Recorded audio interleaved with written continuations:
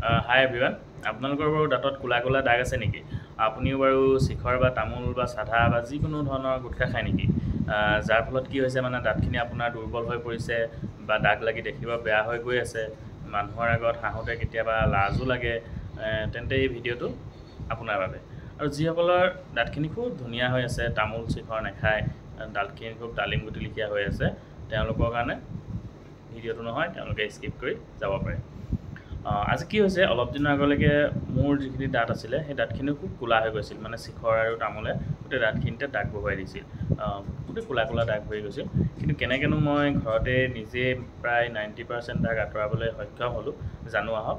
আৰু আপোনালোকেও মোৰ বৰ্তমানৰ দাঁতখিনি এবাৰ চাই লওক, নহ'লে মই মিছাকৈ কৈছোঁ বুলি ভাবিব নহয়।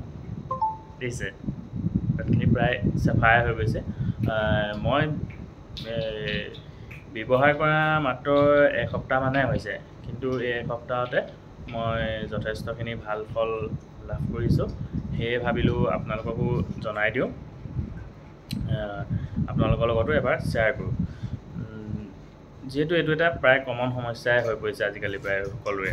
এতিয়া আহিছোঁ মূল বিষয়, কেনেকৈনো ঘৰতে সম্পূৰ্ণ ঘৰুৱা পদ্ধতিৰে নিজৰ দাঁতৰ ক'লা দাগখিনি আমি আঁতৰাব পাৰোঁ, বা টিউবৱেলৰ পানীও কিছুমানৰ দাগ বহি যায়, সেইখিনিও আঁতৰ খাই যাব।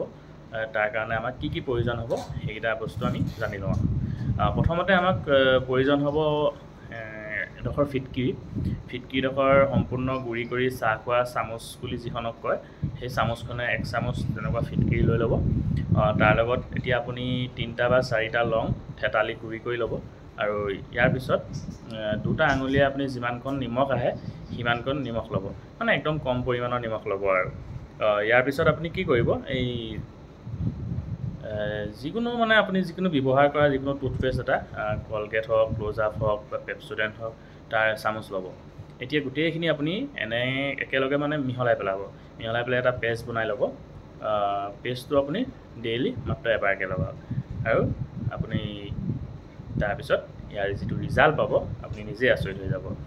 সপ্তাহত মাত্ৰ আপুনি মই কি হৈছে, মই লগোৱা মাত্ৰ এসপ্তাহমানহে হৈছে, এসপ্তাহতে মই খুব ধুনীয়া ৰিজাল্ট এটা পালোঁ। আপোনালোকেও ব্যৱহাৰ কৰি চাওক, মাত্ৰ এসপ্তাহ ব্যৱহাৰ কৰি চাওক, দাঁতখিনি আপোনাৰ ধুনীয়াকৈ একদম জিলিকি যাব। আৰু যদি মানে কি ভিডিঅ'টো গুৰুত্বপূৰ্ণ বা আনৰো উপকাৰ হ'ব বুলি ভাবিছে তেনে শ্বেয়াৰ কৰি দিব। ধন্যবাদ।